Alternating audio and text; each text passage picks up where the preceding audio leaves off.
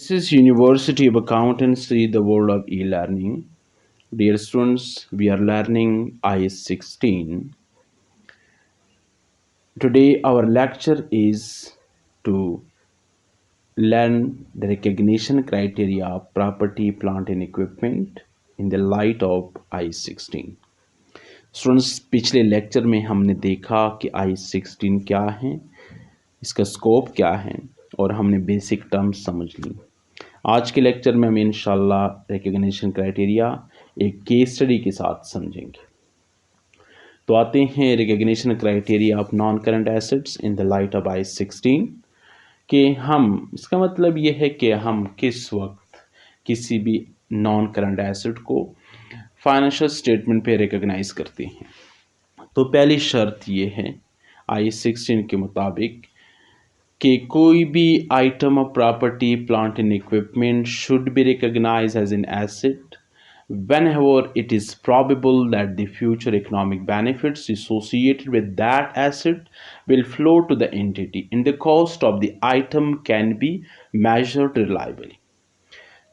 पहला क्राइटेरिया ये है कि अगर वो item of property, plant and equipment जिसको हम रिकग्नाइज करने जा रहे हैं, अगर उसके इकोनॉमिक बेनिफिट्स फ्यूचर में उस ऑर्गेनाइजेशन को फ्लो कर रहे हैं, यानी उस एसेट से इकोनॉमिक बेनिफिट्स जेनरेट होंगे, ये प्रोबेबिलिटी अगर एग्जिस्ट कर रही है। दूसरी बात, उस आइटम के कॉस्ट रिलायबली मेजरेबल है, यानी हम मेजर कर सकते हैं। तो तब इसी तरह से उस एसेट पर होने वाले एक्सपेंडिचर अगर इस बुनियादी थ्रेशोल्ड को मीट कर रहे हैं, यानी थ्रेशोल्ड क्या है, बेसिक क्राइटेरिया क्या है कि the cost is reliably measurable and the asset is capable to produce future economic benefits for the entity, then that item, that expenditure will also be accounted for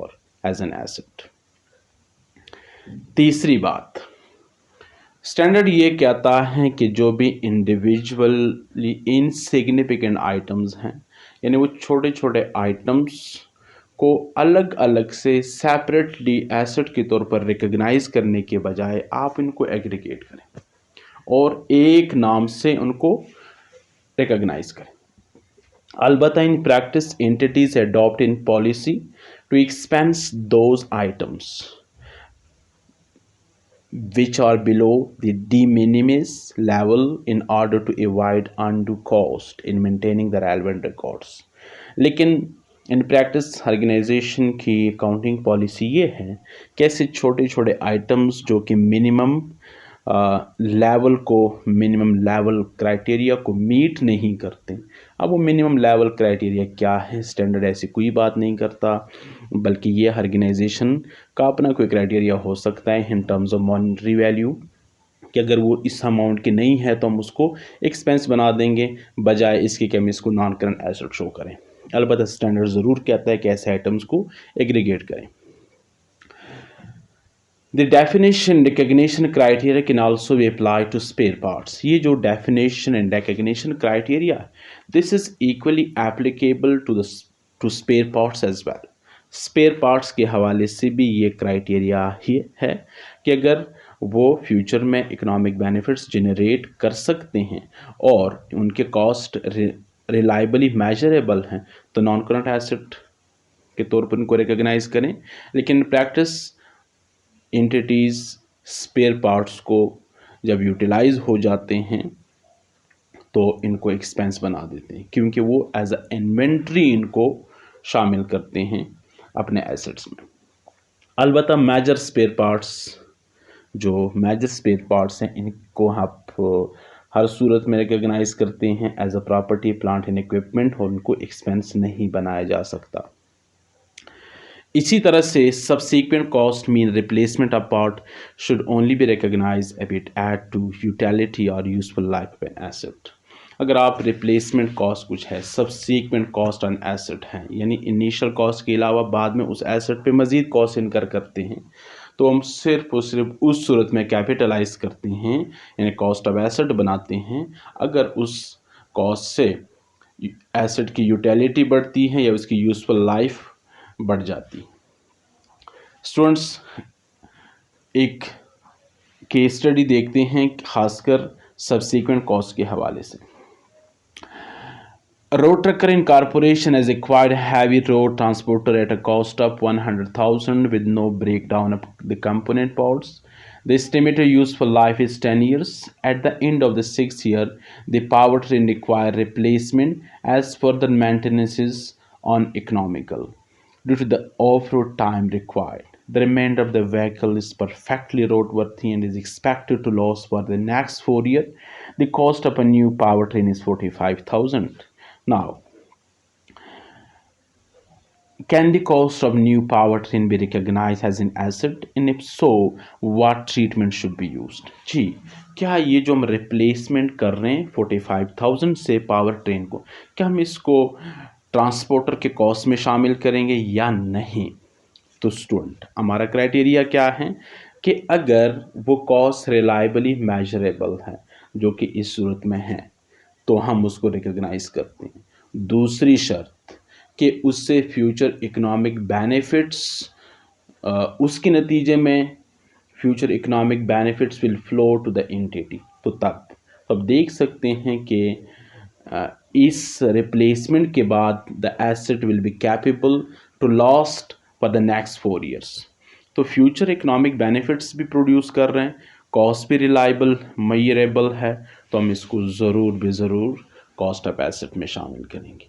लेकिन यहाँ एक technical पहलू से बात करेंगे, एक टेक्निकल नुक्ता है कि ये जो हम रिप्लेस करने जा रहे हैं, ये वो हिस्सा है जो कि शुरू में हमें नहीं पता था कि ये हिस्सा रिप्लेस किया जा सकेगा।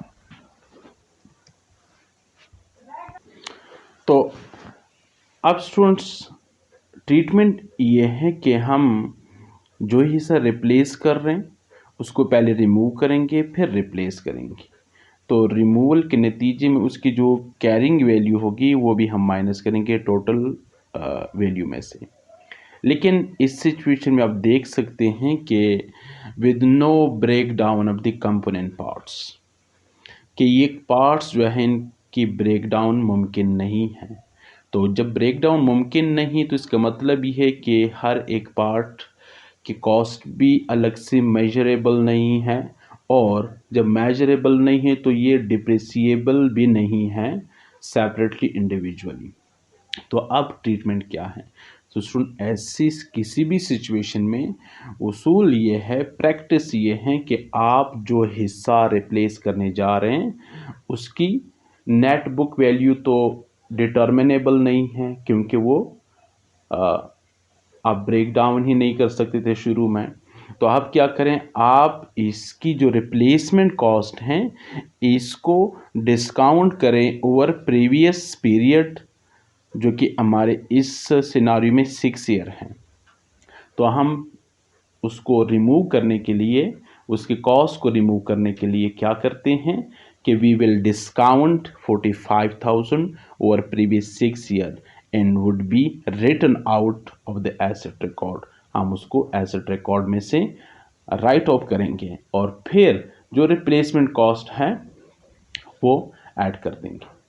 तो students, the new asset cost would be recognized as under कि initially cost is recognized, the asset is recognized at initial cost of 100,000।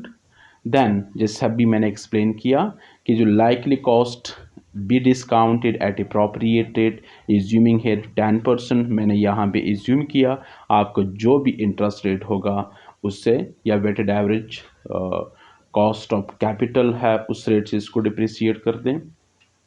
ये 25,401 जब माइनस करेंगे, एक तरह से स्टूडेंट आप समझ लें कि ये उस पार्ट की जिसको हम रिप्लेस कर रहे हैं इसकी क्या है, नेट बुक वैल्यू है, और हम रिप्लेसमेंट कॉस्ट को इसके साथ ऐड कर देंगे। तो यूँ students, cost of asset is recognized as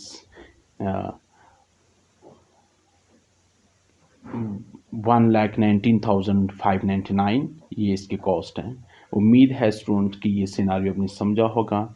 इंशाल्लाह In subsequent lecture, we will learn about the measurement criteria, as well as we will learn about the depreciation of property, plant and equipment. तो तब तक इजाज़त चाहूँगा। अल्लाह हाफिज़।